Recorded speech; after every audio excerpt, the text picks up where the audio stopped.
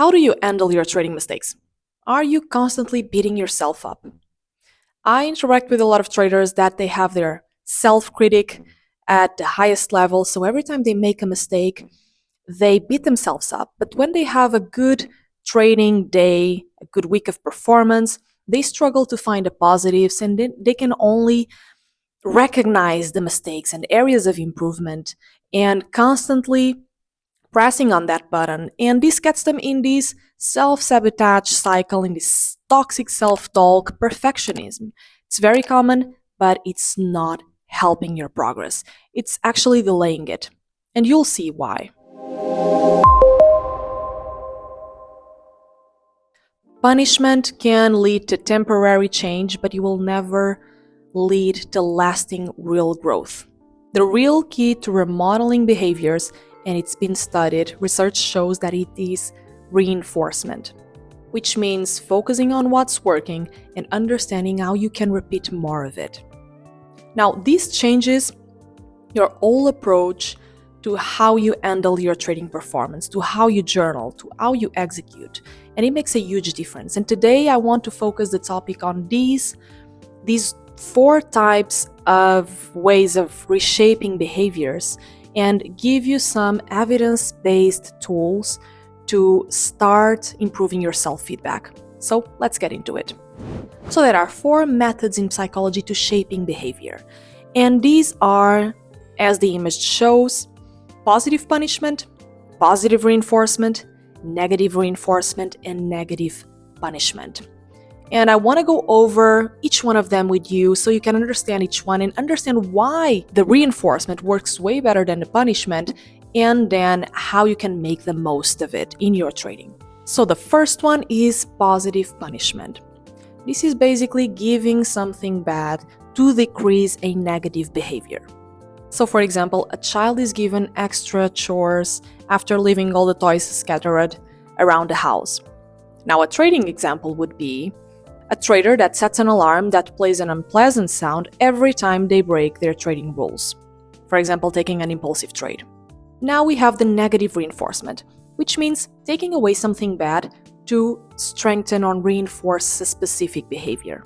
So for example, a student's parents stop nagging them after completing their homework every single day. This is a life example.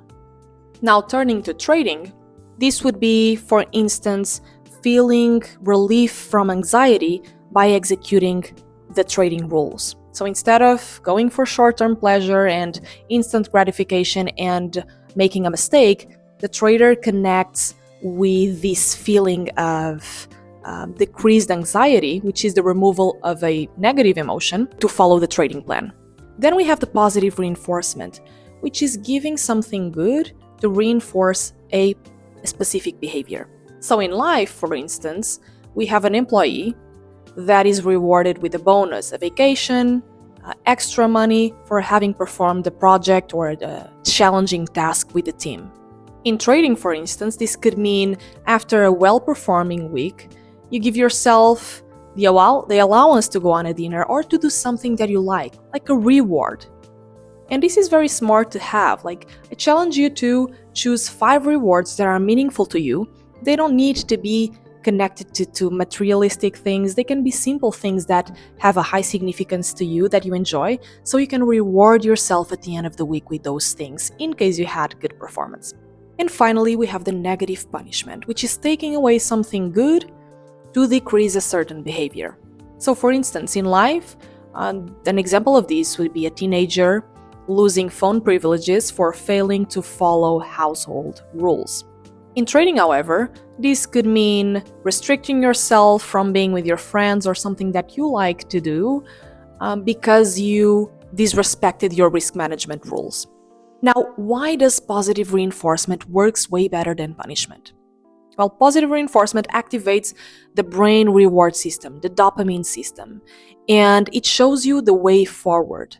So with punishment, you punish yourself, but you're not really telling yourself what to do next.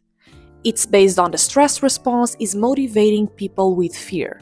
With positive reinforcement, it gives a lot of confidence because it's something that you already did, And now the question is, how can I do these more often? What is the strategy that I want to follow to double down on these that I'm already good at? So punishment doesn't give you this confidence. And after all, motivation by fear, it has a short-term effect when compared to confidence.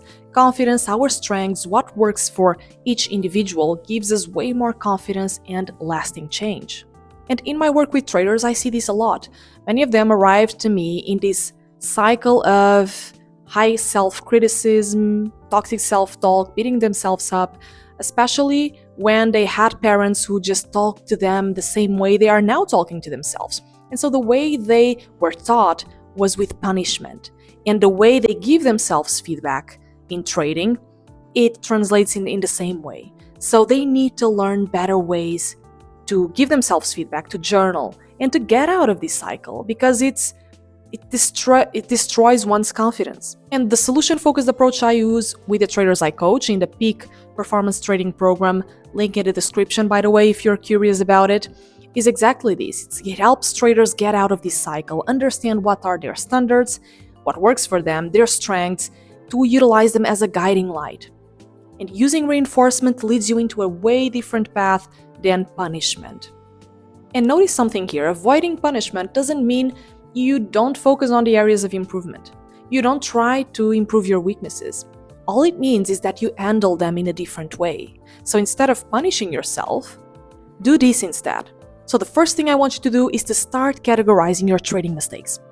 They are not all the same, they don't have all the same weight as you might think, so I want you to go on this post, I'll leave the post in the description below, and understand, learn what are these 5 different types of mistakes and start categorizing them. Second, taking full accountability. And third, depending on the mistake type, I want you to develop an action plan that taps into your strengths and connect deeply with it before each session. So this method, instead of punishing yourself, you're adding a positive motivation behind your improvement plan. So you're not only running away from fear or running away from a bad emotion as motivation, you're actually performing the plan because it taps into your strengths and what makes sense to you. I know many of us, most of us, were conditioned and taught in punishment. But now you have a choice. With this proven evidence in place, what will you change about your self-feedback in your trading? Peaceful trading, Sarah. If you're interested in becoming the best version of yourself as a trader and as a person, I recommend you going in the link in the description and subscribe to my weekly newsletter. I talk about trading psychology, topics, solving common problems, excitation, impulse control, impulsivity, and emotional trading to maximize your performance. See you next time.